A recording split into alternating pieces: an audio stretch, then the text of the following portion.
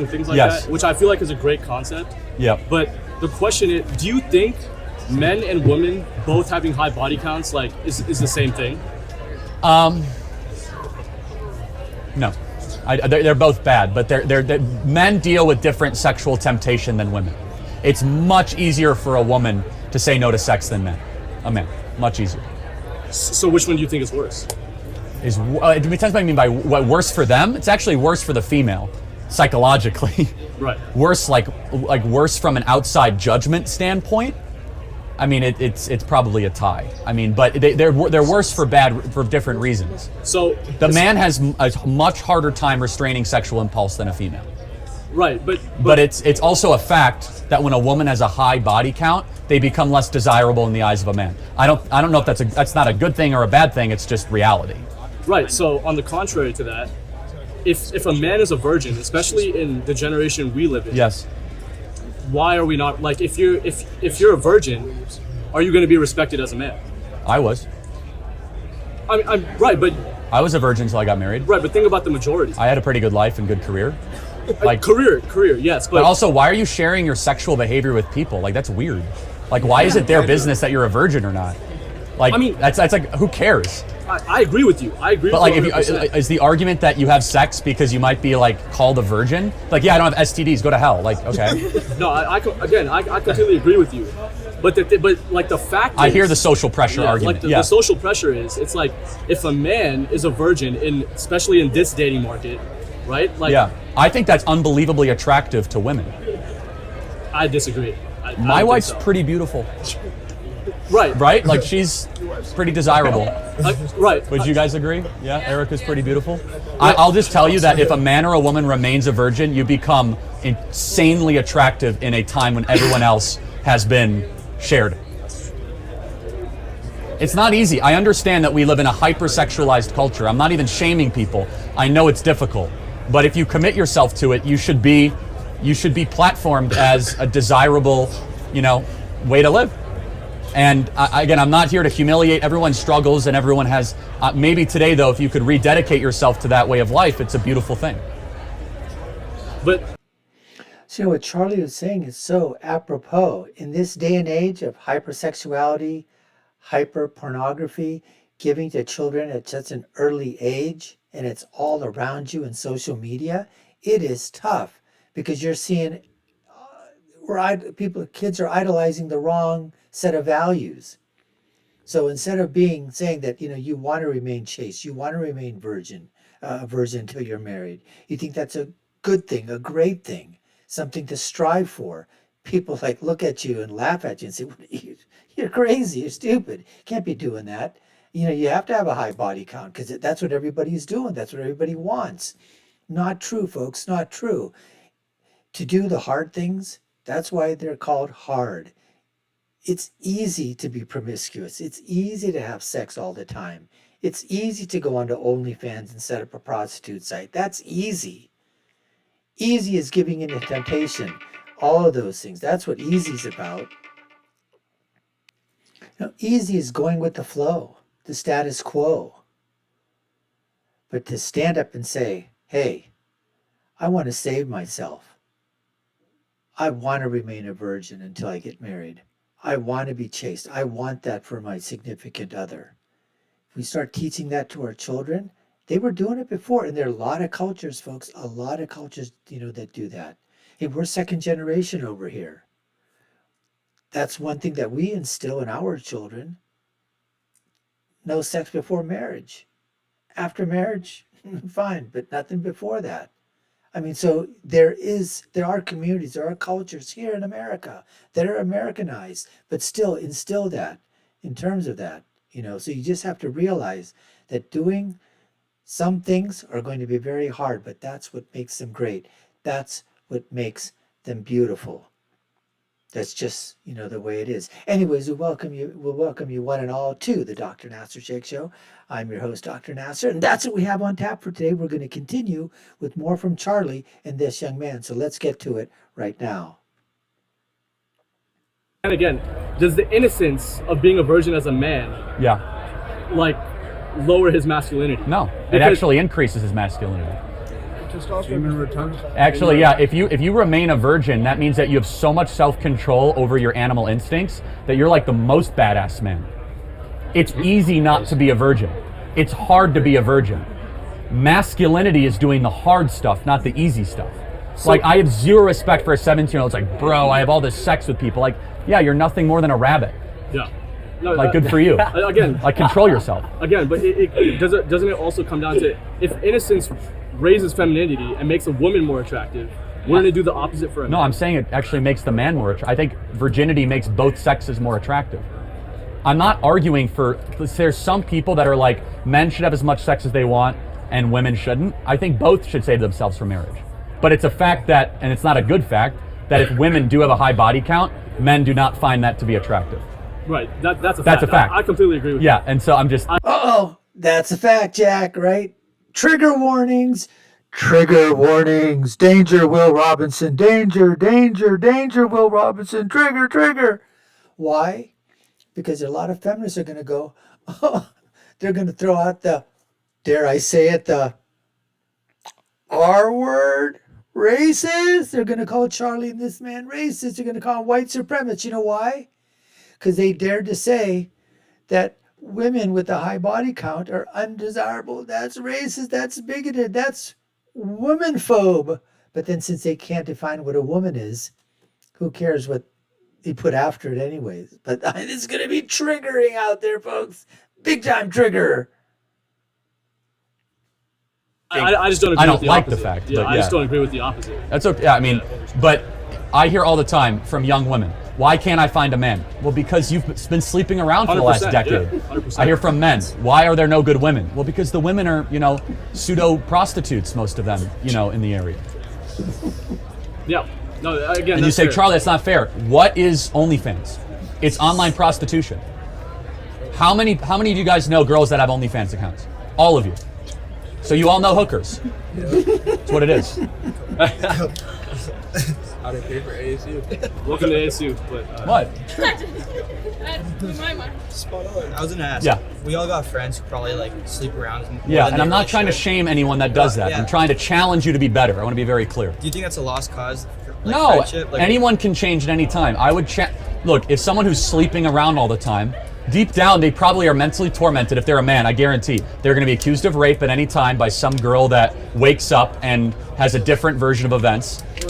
And in today's life, that could destroy your life. Absolutely. Right? You could have an STD, and or like you have just cheapened the sacred, the holy, right?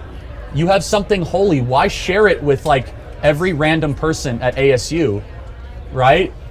Thing is, Save it for your soul partner. Save it for the person you want to send for the rest of your life. Not easy, but the fulfilling life is for those people that do hard stuff, not easy stuff. For both are hard, you have to choose your difficult. Yes, it's a difficult path to say no to hookup culture. Yeah. It's a difficult path. I get it, but it's also insanely fulfilling. how do you get friends to see like sex as more sacred? I feel like It's hard. I mean, it's just they look at it through a highly pornified, sexualized lens. yeah, even so with the hookup culture thing, like I think that's a great point. I mean, it's very unrealistic, especially in the generation we were in today. It might be unrealistic, yeah. Right. So, but even if But not unattainable. You just have to change people's minds. And you can do it by stating it out boldly. A lot of athletes do that. You see a lot of big time athletes are saying, hey, virginity, that's the way to go. And they teach it, they preach it in schools and whatever. If you can change the opinion, if you can change one young woman, one young man early in middle school, grade school. Parents are teaching this in various cultures. They're saying, save yourself for marriage. It can be done. You just have to want to be able to do it and proudly proclaim it. right, you don't just date a girl to marry her, right? You gotta. You should. Right, okay. That's where I'm Right, like, okay. we got everything messed up. Right, and but- I know it's hard, but Yeah, I mean, you don't want to commit to anything like too seriously before you completely know the girl first, correct? well, yeah, but you shouldn't even date without the intention to marry. Dating is not recreational. It's not for sex. It should be with the intent to find a soulmate. What else would you date for? That's like So- studying for an exam. Yeah, you're just spending Right. money on her just to. Talk to them before you get some take them food? on a date. Get Yeah, to I mean, know but them. it's like, again, Why if would you, study for an exam that doesn't Right, exist? but for me personally, if I'm gonna, if I'm no, Did you hear that kid said? He said, why would you study for an exam that doesn't exist? Even Charlie had to crack up at that one. Why should you study for an exam that don't exist? listen. If I'm dating a girl, right? I would want to be in a relationship with her for at least 3 years before marrying her, because you would need to understand compatibility You just between prove two that people. you do have the intent to marry. Oh, 100%, yeah. yeah, okay, that's fine. Yeah, but Right. I mean, then therefore Yeah. you shouldn't even go on the first date without in your head, I'm looking for flags or things that. Right. And then, for Vetting. example, if you say to myself, I will never marry someone of another religion. Perfectly respectable thing for any religion, right? And you happen to be dating somebody of a different religion just for the sex and the companionship, that's, I think, immoral. You're leading her on, you're leading yourself on. The whole thing is screwed. Does that make sense? Yeah, yeah. It's like a placeholder. The whole thing's Yeah. screwed So up. dating to intent to marry, I think, is a good virtue, but also at the same time, if you don't want to commit to marriage too quickly in a relationship, isn't intimacy a big part of a relationship? So why would you save yourself for marriage, You should save yourself for marriage. That's a great question. even in a committed relationship? 100%, yes, yes, without a doubt. Because the sacred should only be shared with the person when the vows are shared. In the ideal, I know that's unrealistic, okay, but it's hard for a generation that's so.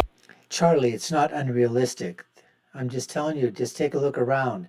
There's some Asian cultures, there's some Eastern cultures, there's Muslim cultures, just in terms of this, that are teaching us, Indian cultures from people from, I'm not talking about American Indian, I'm talking about those from the Indian subcontinent.